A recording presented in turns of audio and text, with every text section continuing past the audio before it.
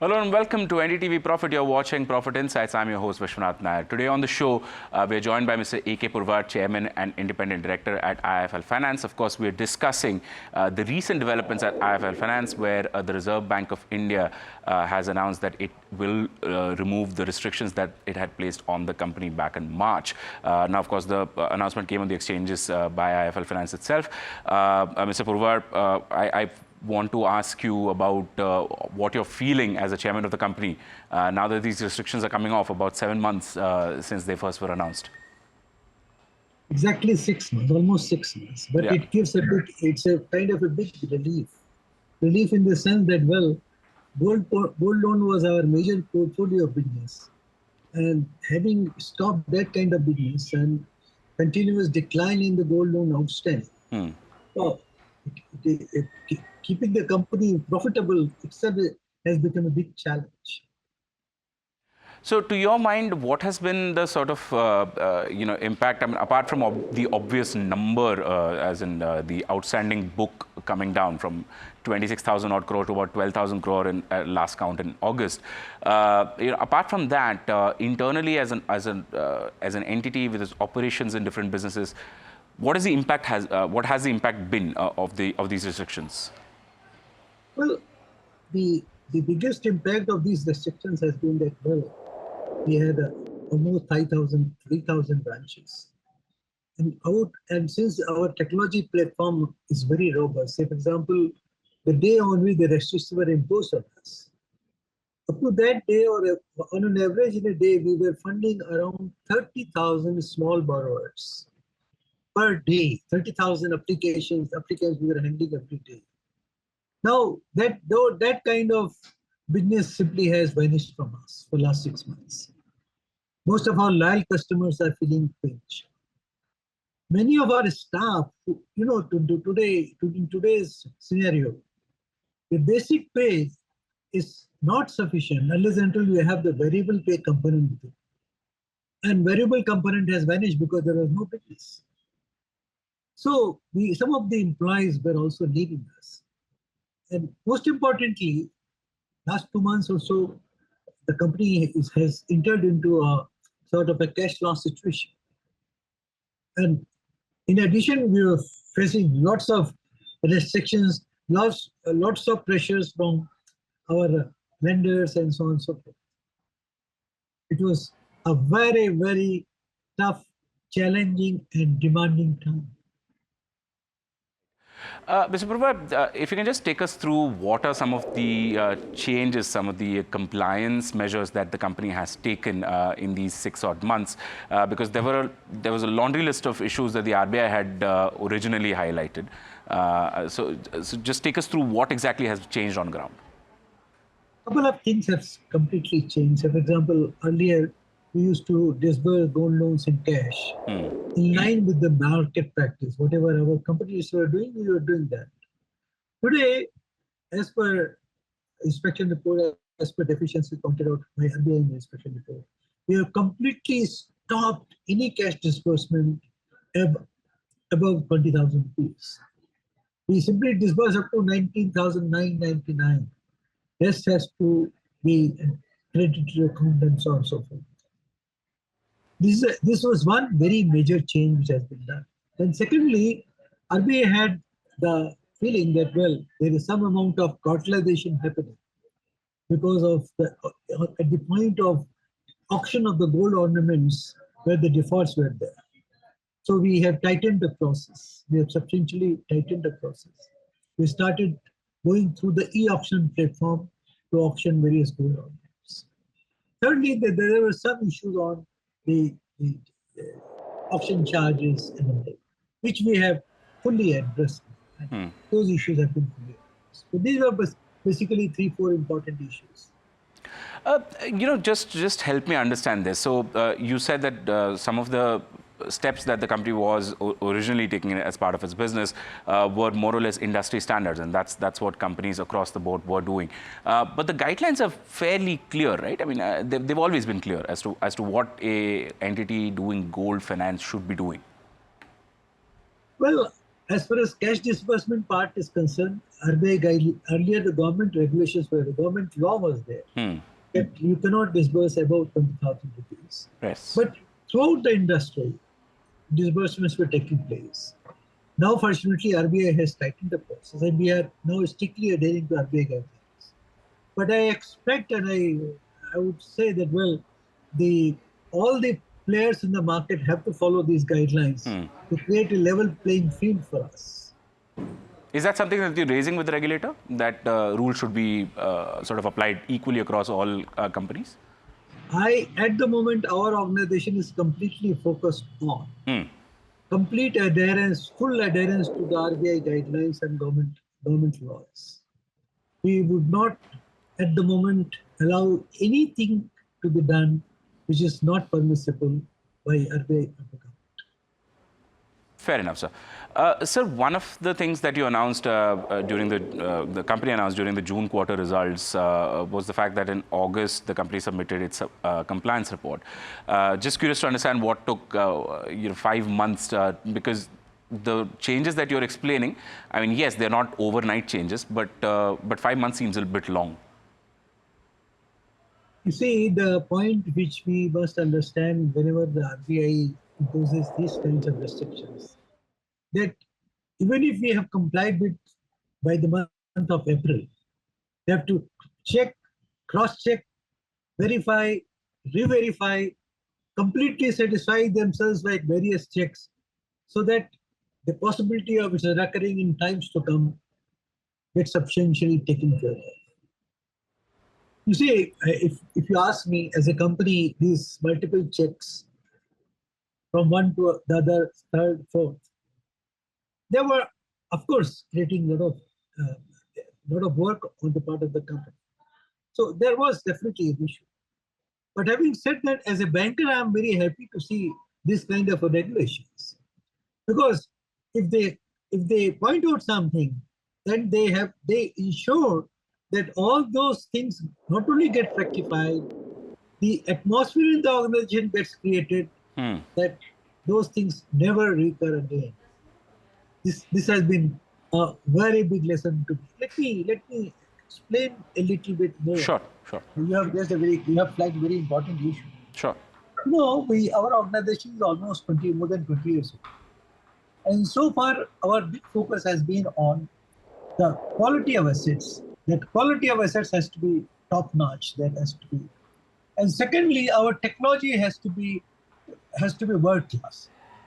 And these two aspects were taken as a religion of it. So if you see the asset quality of IIFL, it's comparable, or sometimes it is better than the best companies in the country. Right. First. Secondly, that in terms of technology also, as compared to others who outsource their technology and have the various technology vendors, our technology is mostly homegrown. Our own technology team develops the technology and works on it. And as a result, and as a small, although it's not a huge company, but it's still run a knowledge center at Bangalore where top-notch engineers work along with others to induct world-class technology in our organization. So both these things were taken as a religion. Now with this episode, we have learned our lessons. At least I will now personally focus a little more, or rather much more, on the compliance side. Understood. And see to it that whatever has happened never happens.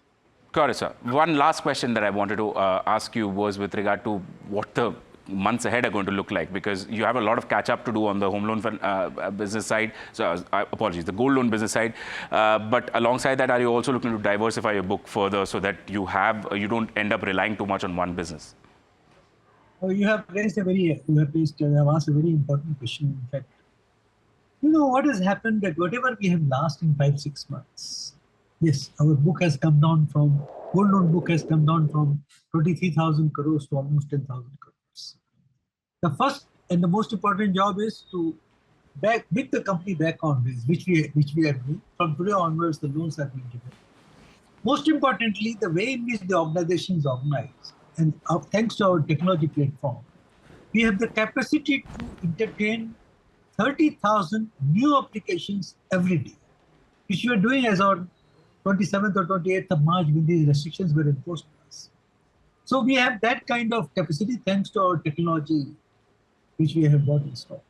So my rough assessment is that we shall not only be achieving 23,000 crores, which was there at 31st, as on 27th March, we shall be exceeding it by 31st March 2020. And also, in addition, we are also looking at diversifying our business. We would like to add a couple of more verticals, maybe auto loans, maybe something else, maybe something more innovative. So it's to ensure that we have a couple of other important product lines and our over dependence on gold loan portfolio. This and Understood. I come from State Bank of India, having spent 40 years there. It is able to survive in any situation because of highly diversified asset base and deposit base. Of course. So this organization also would be now looking at substantially diversifying its asset base. Of course, I'm not debating that, but sir, State Bank of India never faced severe restrictions like IIFL Finance has faced. The regulator wasn't this tough back then. But thank you so much, Mr. Purwar, for joining us on this conversation. It was a pleasure talking to you, sir. Thank you very much. Thanks a lot for giving me an opportunity to talk to you. Sure, sir. Thank you so much. So that was A.K. Purwar, Chairman and Independent Director at IIFL Finance. My colleague Neeraj Shah caught up with Rupal Hollenbach, President of Checkpoint Software Technologies. Rupal discussed about her recent note, India cybersecurity landscape, and how Indian companies are at a severe risk of cybersecurity attacks. Please watch. Thanks so much for tuning into Profit Insights. It pays to speak to somebody who's a behemoth in their space, and we're talking to Checkpoint. It's a Checkpoint Software Technologies. It's a large cybersecurity firm based out of US, and Rupal Hollenbach, who's the president of Checkpoint, joins us right now. She's incidentally in India. Unfortunately, that I'm not with her face to face, but it's great to talk to you, Ms. Hollenbach. Thanks so much for taking the time out and speaking to us. Thank you. Thanks for having me. The pleasure is ours. What prompts this India visit? Because India is the cynosure of a lot of eyes and a lot of companies which want to expand because we are growing fast. Is that the principal reason, or is there something else? It's certainly a principal reason. The other is just really the organizations and the pace of growth that we see here in India. And unfortunately, when you see business growing in a market, so do the cybersecurity attacks, so do the threat. Yeah, that's true. You wrote this very interesting note on the India cybersecurity landscape, rather the cybersecurity landscape as it exists right now. Now, to the naked eye, Ms. Hollenbach, it seems natural that as every company becomes tech-enabled, or a tech company, if you will. Insurance companies tell me that we are no longer just insurance, we are insured tech, so on and so forth, that cybersecurity will become mainstay for every business worldwide. What's the pace of growth that you envisage for cybersecurity solutions for the world at large, if it's possible to predict that, or for some major economies? And then I'll kind of narrow it down to India. Sure. So first of all, about a dozen years ago, I would have said every company on the planet needs to envision itself as a technology company. They don't just have an IT department, but technology rather is really woven through the fabric of organizations. And that's really going to determine an organization's success. I think now, fast forward a dozen or so years, and I think the same is true for cybersecurity. If security is not built in to the fabric of an organization, that technology, those people, those processes are not going to work towards long-term success, and organizations are going to be increasingly in jeopardy. And certainly on a worldwide level, we see that. We see that cyber attacks are on the rise per organization. Worldwide, per organization, there are well over 1,000 attacks on every organization every week. Yeah, that's true. What does that mean in terms of any approximate growth rates? Because it's certainly not a newfound industry, but you could argue that it's not a mature industry because the underlying pace of everything techifying is going up, and therefore the pace of growth should ideally go up. I'm just trying to understand the nuance here. That's exactly right. In fact, it's really about the threat landscape. And so the pace of innovation is such in our world today that the cybersecurity that was needed a dozen years ago, even 5 years ago, is very different. And that's because of two things. Number one is companies are transforming. So the digital transformation, it's a real thing. And workloads are moving from data centers inside of companies. They're moving into the cloud. They are increasingly multi-cloud and hybrid. And so there's this whole digital transformation happening. But the other is the intelligence of devices around the world. The threat landscape has increased because not only is my PC smart, not only is my server smart, but I have my phone, and now I have a smart refrigerator. Now I have a smart washing machine. And so the sheer proliferation of devices means that there are so many more entry points for the bad guys. So I would say that the threat landscape grows, and so do cybersecurity needs and the industry. Got it. Yeah, and I think in one of the reports in the latest publications, you've spoken about so many large companies having gone through attacks, but it's not just companies, it's also nations which are now talking of this being a mainstay threat as well. So how does this augur in terms of probable growth rates for a country like India, part one? And part two, while you are a company which is trying to make its presence felt here, there is, or rather in a meaningful way, you already have your presence felt here, but you're trying to expand, let's put it that way. But India also has a multitude of IT services companies which have a cybersecurity division within themselves, which are trying to cater to needs back home in India and maybe elsewhere. And there is now, we're starting to see an emergence of pure play B2B cybersecurity firms as well. So what's the landscape of growth for everybody in the ecosystem? And how do you foresee the landscape of growth? I know we started with that, but I'd love some detailing here, ma'am. Sure. So as I said, globally, so first it starts with the attacks. It starts with the proliferation of threats and how many attacks are happening. So remember I said that there are well over 1,000 attacks that an organization faces every week. You know, that number in India is more than double. There are over 3,200 attacks per organization. You speak about IT services. You know, the industries that are attacked the most worldwide are no different than the industries that are attacked here in India. And those top industries include healthcare, they include education, and the public sector. So you mentioned attacks that are not just on for-profit organizations, but also on governments. And that is absolutely true. For us, our business mirrors that threat landscape. And so some of our largest industries that we serve are government, healthcare, education, followed by financial services industry. And so these are all industries that are growing by leaps and bounds here in India. And so we really think about it from an industry perspective and an attack standpoint. And we see here in India two big engines of growth. The first engine of growth is the consumption market itself, the growth of consumers, the growth of smart devices, and the growth of organizations, things that are consumed here.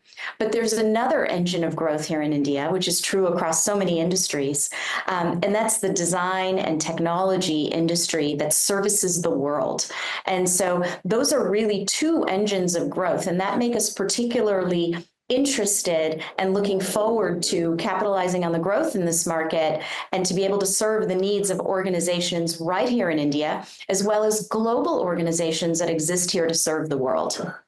I mean, if I read the note, Ms. Hollenbeck, it would feel that India needs to up the spend on cyber attack security more than 5x, right? Because you have the threat landscape and the major attacks and data breaches, and the attack per organization number that see in the last 6 months for India versus global in your report is quite telling.